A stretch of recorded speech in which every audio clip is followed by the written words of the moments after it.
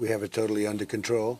It's one person coming in from China, and we have it under control. It's going to be just fine. And we're working with them very closely on the coronavirus. We're working with them very, very closely. We only have 5 people. Hopefully everything's going to be great. They have somewhat of a problem, but hopefully it's all going to be great. We pretty much shut it down coming in from China. Now the virus that we're talking about having to do, a lot of people think that goes away in April with the heat, as the heat comes in. Typically that will go away in April. Looks like by April, in theory, when it gets a little warmer, it miraculously goes away. I hope that's true. When you have 15 people, and the 15 within a couple of days is going to be down to close to 0, that's a pretty good job we've done. It's going to disappear. One day it's like a miracle. It will disappear. We'll just keep doing a good job. We're ordering a lot of supplies. We're ordering a lot of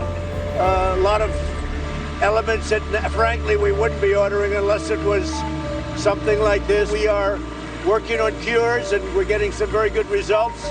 In the early stages of the foreign outbreak, I ordered sweeping travel restrictions to prevent uncontrolled spread of this disease. I took a lot of heat, and that decision has been now given very good grades, like an A+++. I think the 3.4% is really a false number. Now, this is just my hunch.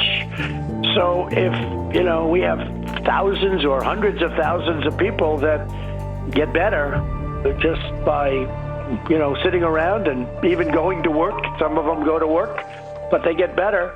The Obama administration made a decision on testing that turned out to be very detrimental to what we're doing, and we undid that decision a few days ago so that the testing can take place in a much more accurate and rapid fashion. As of right now and yesterday, anybody that needs a test, that's the important thing, and the tests are all perfect.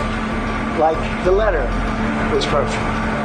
The transcription was perfect, right? This was not as perfect as that, but pretty good. I want to ask. We're doing a great job with it, and it will go away. Just stay calm.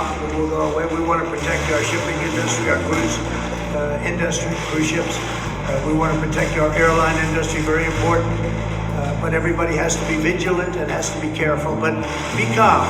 It's really working out, and a lot of good things are going to happen. I have decided to take several strong but necessary actions to protect the health and well-being of all Americans.